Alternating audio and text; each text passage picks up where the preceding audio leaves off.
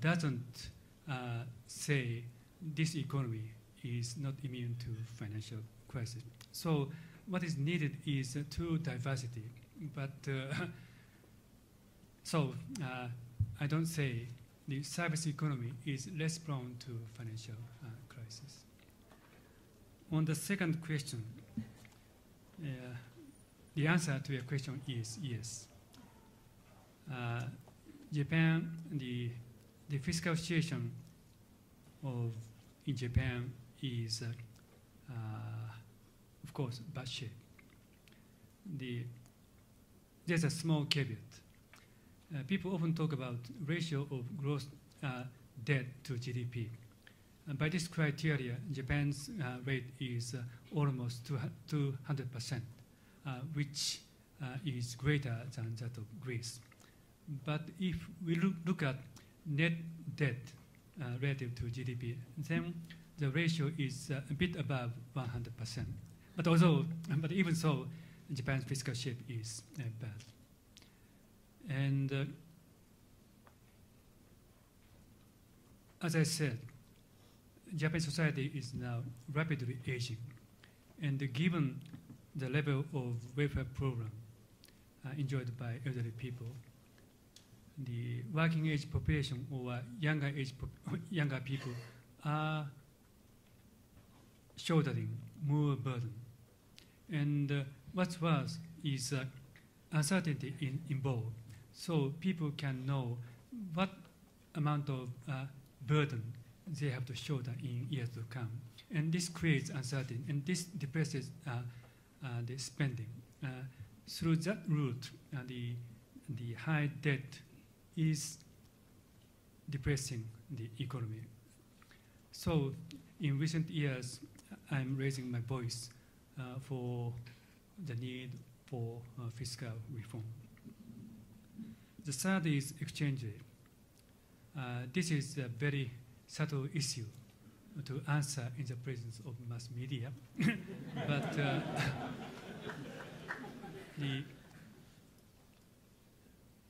as you know, the yen has appreciated in recent years. And as I said today, Japanese economy is now faced with a lot of challenges.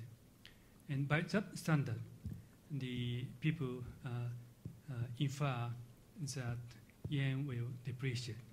But actually, yen is appreciating.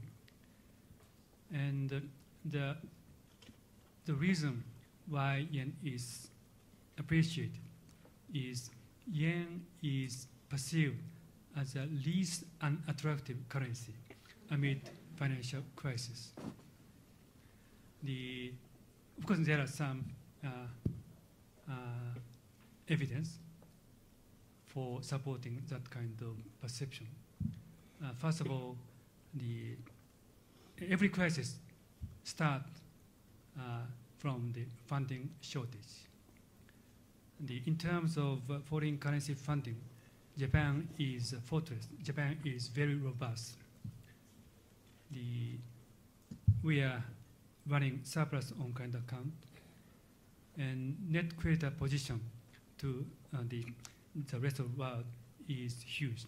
The ratio of net outside credit to GDP is almost 60%. And therefore, even in the presence of European debt crisis, Japanese yen is regarded as the least unattractive currency.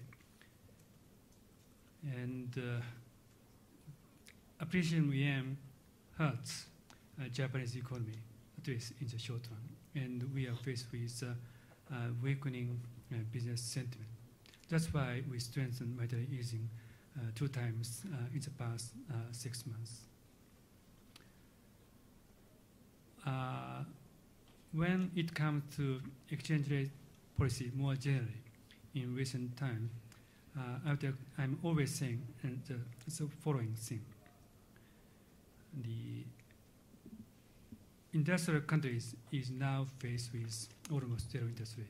Industrial countries is now concerned by the deleveraging process. if countries pursue, if the country try to increase demand by aggressive monetary easing, what will happen? Domestically, demand is not created just because economy is faced with the deleveraging process. Then the money will flow into emerging market economies, which is the only area where economy is now growing.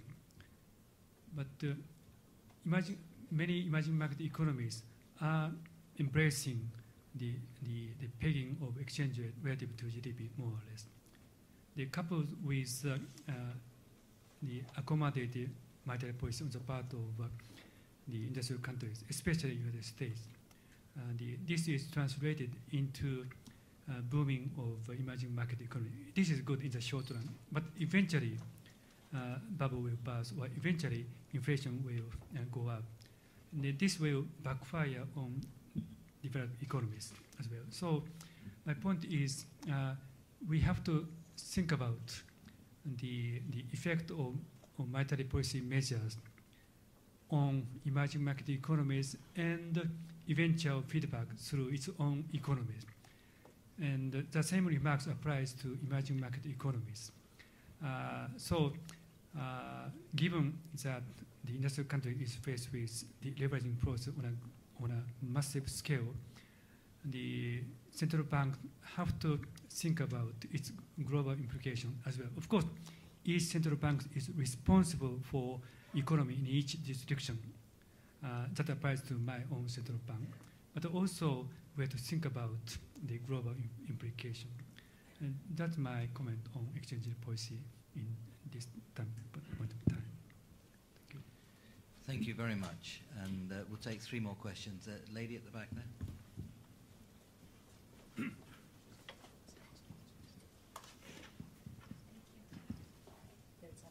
Good afternoon. Sorry, good evening.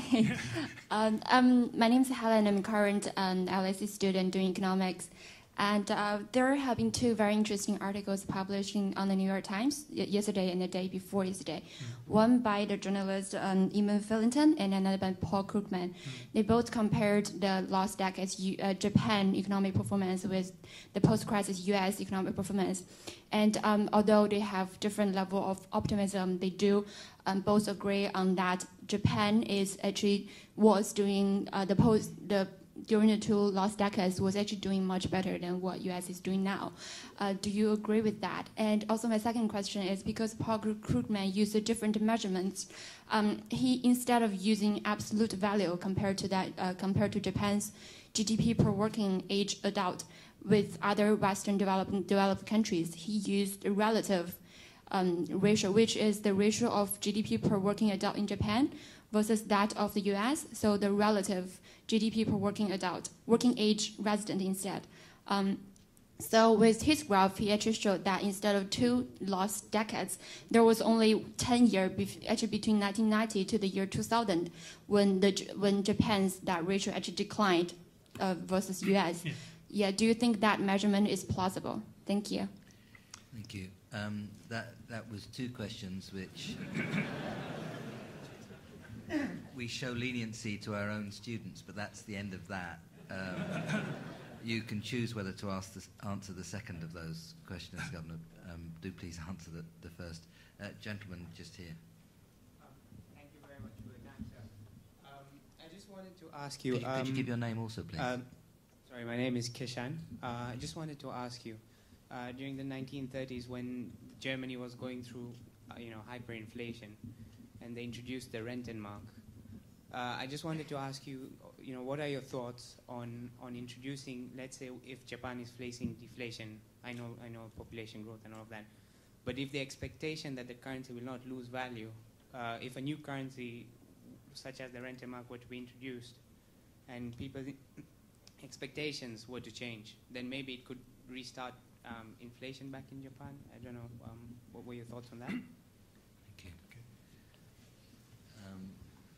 A gentleman just in a scarf, just near to you there. Yeah, Thank you. My name is Hanagaki, Japanese student of LSE. I want to ask you what kind of policy is effective for Japan to get out of deflation? Thank you. Okay.